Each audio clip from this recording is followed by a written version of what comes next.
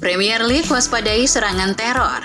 Terbongkar, pihak yang mendanai pembebasan Dani Alves. Spalletti mumet, timnas Italia minim striker. Resmi, Calvin Verdong jalani proses naturalisasi. Bape kesal dengan keputusan Luis Enrique. Halo football lovers, ayo subscribe dulu bagi yang belum dan bunyikan tombol lonceng untuk mendapatkan notifikasi video terbaru dari kami. Terima kasih. Halo Football Lovers, kembali lagi di Starting 11 News. Seperti biasa, kami akan terus menyajikan informasi seputar dunia sepak bola spesial untuk Anda.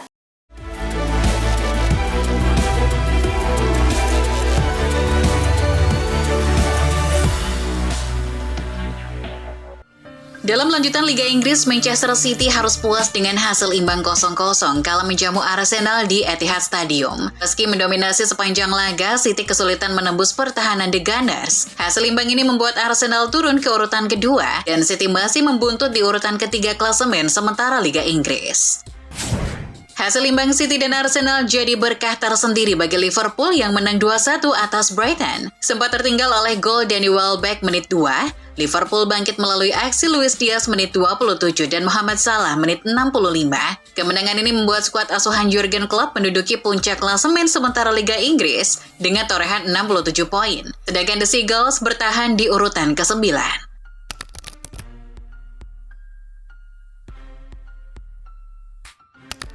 Sementara di La Liga, Real Madrid meraih hasil positif usai mengalahkan Athletic Bilbao dengan skor 2-0. Rodrigo jadi bintang lapangan dengan memborong 2 gol tersebut pada menit 8 dan 73. Dengan tambahan 3 poin, El Real kian kokoh di puncak klasemen sementara La Liga dengan 75 poin. Sementara Bilbao tertahan di posisi 4 besar. Di laga lain, Girona juga menang dengan skor 3-2 atas tim tamunya Real Betis. Gol Girona dicetak oleh Artem Dovbyk menit 36 dan 65. Betis sebetulnya sempat memberikan perlawanan melalui 2 gol dari Willian Jose menit 45 dan 76. Namun Christian Stuani mencetak gol kemenangan bagi Girona di menit-menit akhir. Hasil ini tak mempengaruhi posisi kedua tim di klasemen sementara La Liga.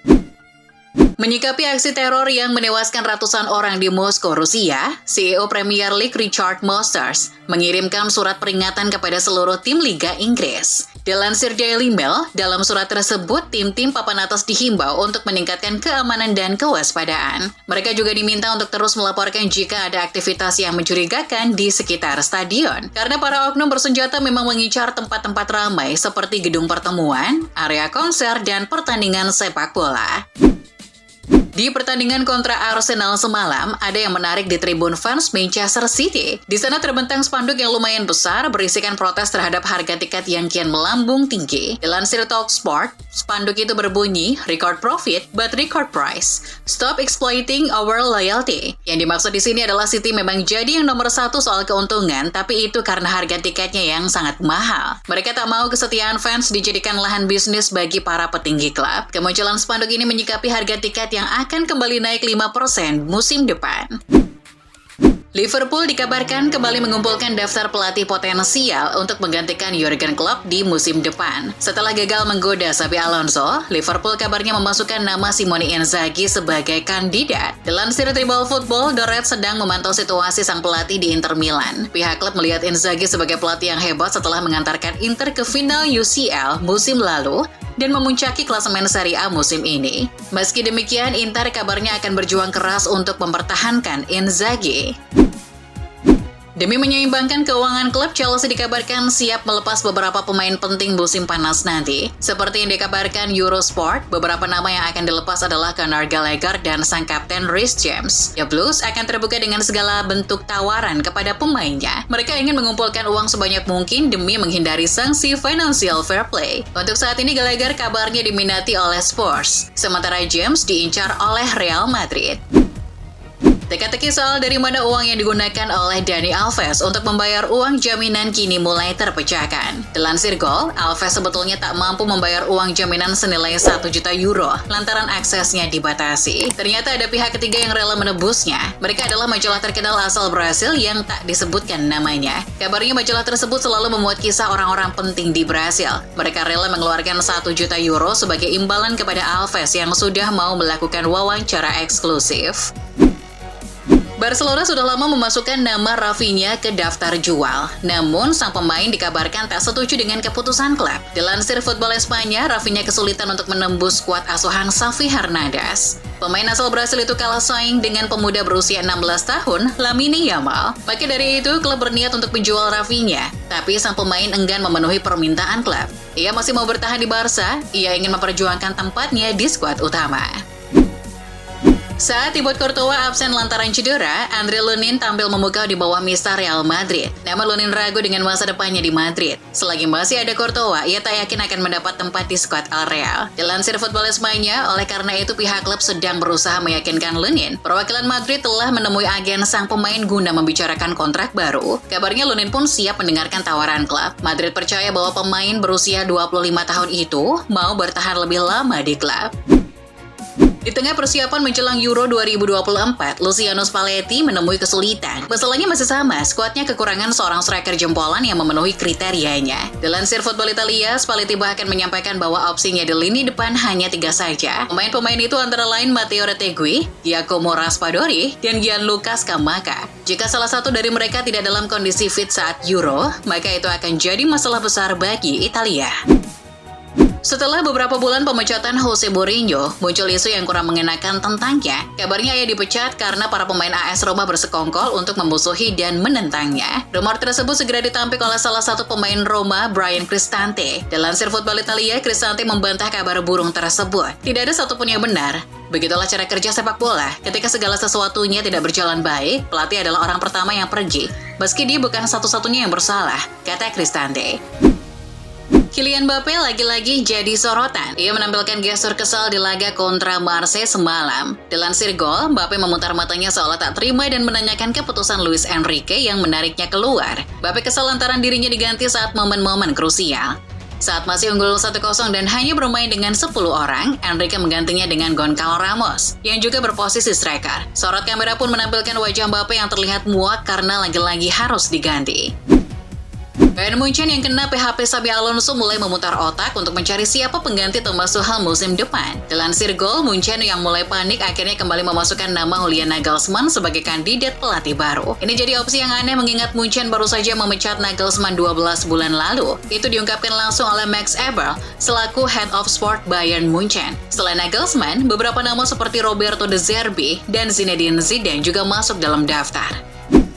Pernyataan Sintayong beberapa hari lalu soal tambahan amunisi pemain keturunan bukanlah omong kosong belaka. Itu dibuktikan dengan PSSI yang mulai mengurus berkas-berkas pemain yang akan dinaturalisasi. Lansir Suara.com, pemain yang sudah resmi sedang menjalani proses adalah Calvin Verdong. Dia adalah bek kiri yang bermain untuk NEC Nijmegen. Darah Indonesia Calvin mengalir dari sang ayah yang berasal dari Aceh. Babak baru drama aparel tim nasional Indonesia, Erspo, baru saja dimulai. Setelah media diramaikan dengan tagar #boykot Erspo, kini terbongkar masalah yang lebih besar. Dilansir Bola Sport, ternyata Erspo bukan merupakan bagian dari Erigo. Padahal PSSI mengumumkan bila Erigo menjadi pemenang tender untuk aparel timnas Indonesia periode 2024 hingga 2025. Bahkan yang makin mencengangkan lagi, Muhammad Sadat yang diketahui sebagai owner Erigo ternyata bukan lagi bagian dari Erigo. Jadi Erspo bukanlah singkatan dari Erigo Sport, melainkan perusahaan yang berdiri sendiri atas nama Ergonomic Sporty Outfit. Melalui fakta ini, muncul pertanyaan, brand yang tidak ikut tender kok bisa jadi aparel jersey timnas ya? Bos Real Madrid Carlo Ancelotti membantah rumor Vinicius Junior akan meninggalkan klub musim panas ini. Vinicius dikabarkan akan meninggalkan Madrid karena ia tak tahan dengan aksi rasisme yang kerap terjadi di sepak bola Spanyol. Dalam sebuah konferensi pers sebelum laga kontra Bilbao, Ancelotti mengatakan, "Saya tidak khawatir tentang kepergian Vinicius. Hal yang paling membuat saya khawatir adalah dia tidak bisa bermain besok. Itu yang membuatku khawatir." Barcelona akan merekrut bintang Everton Amadou Onana jika klub tersebut terdegradasi dari Liga Inggris pada 2024. Barcelona telah dikaitkan dengan pemain Belgia itu selama hampir 12 bulan terakhir. Namun kesepakatan tersebut dikabarkan menemui jalan buntu karena permintaan Everton minimal 60 juta euro untuk mempertimbangkan kesepakatan dan Barcelona hanya bersedia menawarkan 45 juta euro. Harga yang diyakini bisa turun andai Everton degradasi dari EPL musim ini. Sevilla mengutuk pelecehan rasis dan xenofobia yang ditujukan kepada bek Marcus Acuna dan pelatih Quique Sanchez Flores saat mereka menang 1-0 atas tuan rumah Getafe di La Liga Sabtu. Pertandingan dihentikan pada menit ke-68 dengan peringatan dikeluarkan di Stadion Tannoy. Mengikuti protokol anti-rasisme La Liga setelah teriakan Acuna monyet terdengar dari penonton. Manajer Sevilla Sanchez Flores kemudian mengatakan dalam konferensi pers pasca laga bahwa dia dipanggil Gipsy oleh sekelompok penggemar. Pelatih Chelsea Mauricio Pochettino tidak bisa menyembunyikan kekecewaannya setelah melihat timnya ditahan imbang Burnley 2-2. Pochettino menyebut bahwa The Blues seharusnya bisa tampil dengan lebih ngotot di laga ini. Namun ia menyebut timnya malah tampil tanpa gairah terutama seusai kebobolan, sehingga timnya gagal merengkuh kemenangan di laga ini. Ia mengatakan sebuah elemen Chelsea bertanggung jawab atas hasil imbang ini dan mereka harus berbenah secepatnya.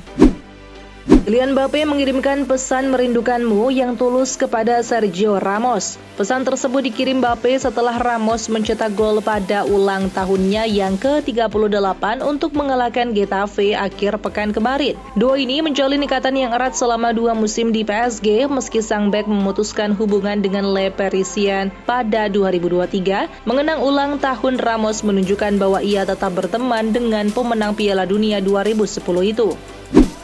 Pelatih Sporting Lisbon Ruben Amorim angkat bicara terkait spekulasi ia jadi kandidat terkuat manajer baru Liverpool. Dalam konferensi persnya baru-baru ini, Amorim enggan berkomentar terlalu banyak mengenai spekulasi masa depannya. Ia menyebut bahwa saat ini fokus utamanya adalah membawa Sporting Lisbon kembali menjadi juara di akhir musim nanti. Tapi ia mengisyaratkan tidak menutup kemungkinan pindah ke Stadion Anfield di musim depan. Pelatih Arsenal Mikel Arteta berjanji bahwa ia akan terus mendukung dan memberikan kepercayaan diri kepada Kai Havertz, meskipun juga pemain asal Jerman tersebut melakukan kesalahan. Havertz sempat mengalami kesulitan ketika awal-awal karirnya di Arsenal, namun perlahan ia mulai bangkit. Sejak pergantian tahun baru, Havertz tampil luar biasa dan mulai menambahkan gol dan assist ke dalam permainannya. Arteta melihat Havertz sebagai pemain yang tepat untuk pertandingan-pertandingan besar. Manajer Manchester United Erik ten Hag memberikan kabar terkini terkait proses pemulihan cedera bek kiri Luke Shaw yang membuatnya absen hingga saat ini. Pelatih asal Belanda mengonfirmasi bahwa ia belum bisa memastikan kapan Shaw akan kembali. Namun ten Hag yakin sebelum musim ini berakhir Shaw bisa kembali merumput. Sulit untuk menemukan di pertandingan mana Shaw akan kembali, ujar ten Hag. Manchester United masih belum menyerah untuk mendapatkan tanda tangan Joshua Kimmich. United akan mencoba untuk merekrut sang gelandang di Bayern Munchen di musim panas nanti. Untuk saat ini MU masih punya peluang untuk mengangkut Kimmich. Ini disebabkan Kimmich hingga saat ini masih enggan untuk menaikkan kontrak baru di Allianz Arena. Padahal kontraknya akan berakhir di musim panas tahun 2025 nanti. Jika Bayern gagal membujuk Kimmich untuk bertahan, maka mereka akan melegonya di musim panas nanti. Mereka berharap bisa menjualnya di kisaran 60 juta euro pada musim panas nanti. Klub raksasa Arab Saudi Al Hilal tertarik pada bek sayap Barcelona Joao Cancelo. Cancelo dipinjamkan ke Barca dari Manchester City. Meski kesepakatan itu tidak memuat klausul pembelian, City akan mencari sekitar 25 juta euro untuk menjual pemain internasional Portugal itu yang berada di luar jangkauan Barca. Al Hilal memperhatikan perkembangannya dan siap memberikan tawaran besar untuk membelinya. Itulah informasi seputar dunia sepak bola spesial dari Starting 11 News. Jangan lupa untuk like, share, dan subscribe. See ya!